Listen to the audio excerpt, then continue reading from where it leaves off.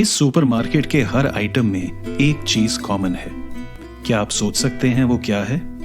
जी हाँ, MRP tag, यानी maximum retail price का लेबल, जिस दाम के ऊपर वो वस्तु नहीं बेची जा सकती।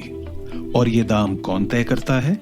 उत्पादक तय करता है वो अपना सामान कितने में बेचेगा। लेकिन क्या आपको पता है कि किसानों को अपने फसल की कीमत तय करने की आजादी नहीं है? जी हाँ, आपने सही सुना।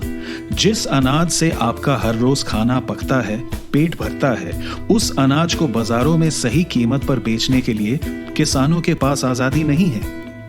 दुर्भाग्य की बात तो यह है कि भारत में ही नहीं पर कई अन्य देशों में अधिकांश किसान अपने उत्पादन लागत को ही पूरा करने के लिए पर्याप्त पैसे नहीं कमाते हैं। सोचिए, दिन पर दिन, सालों साल उत्पादन करते रहना बिना किसी आश्वासन के कि आप अपने उत्पाद से मुनाफा कमा पाएंगे या उसे बेच पाएंगे ही या नहीं। इससे किसान पर क्या असर पड़ता है? नेशनल क्राइम रिकॉर्ड्स ब्यूरो के अनुसार पिछले 10 सालों में 1 लाख से अधिक कर्ज में डूबे किसान आत्महत्या कर चुके हैं। यानी पिछले दशक में हर रोज औसत 30 किसान अपनी जान ले लेते हैं। इससे दुखद बात और क्या हो सकती है? लेकिन ये त्रासदी टाली जा सकती थी अगर किसान अपनी फसल MSP, मिनिमम सपोर्ट प्राइस या न्यूनतम समर्थन मूल्य के नीचे बेचने को विवश नहीं होता। हर साल कागज पर तो सरकार ने 23 फसलों के लिए न्यूनतम समर्थन मूल्य की घोषणा की है, पर हकीकत में सिर्फ धान और गेहूं और कुछ ही और फसलों को MSP पर किसानों से खरीदती है, और वो भी हर वक्त और हर जगह नहीं। इसलिए किसान कई सालों से मांग करते आ रहे हैं कि MSP को कानूनी जामा पहनाया जाए। अगर MSP को कानूनी बनाया जाता है तो ये कृषि उत्पादों के लिए सही प्राइस टैग बन सकता है।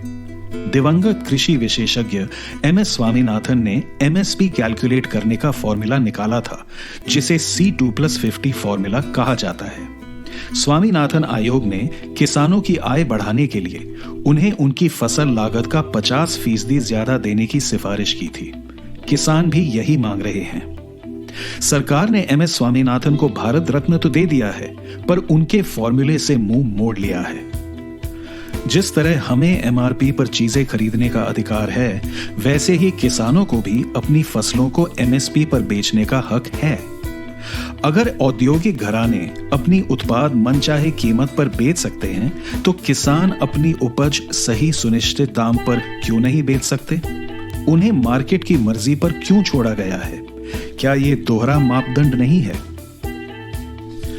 MSP का ये मतलब नहीं कि सरकार किसान की सारी फसल खरीद ले, बल्कि कानूनी रूप से ये सुनिश्चित करे कि MSP के नीचे किसान अपनी फसल बेचने को मजबूर नहीं होगा।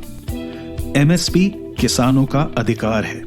इस अधिकार को पाने के लिए उन्हें हमारे सहयोग की भी जरूरत है। हम किसान का उगाया खाना तो खा लेते हैं, पर उसके अधिकार की मांग का समर्थन क्यों नहीं करते?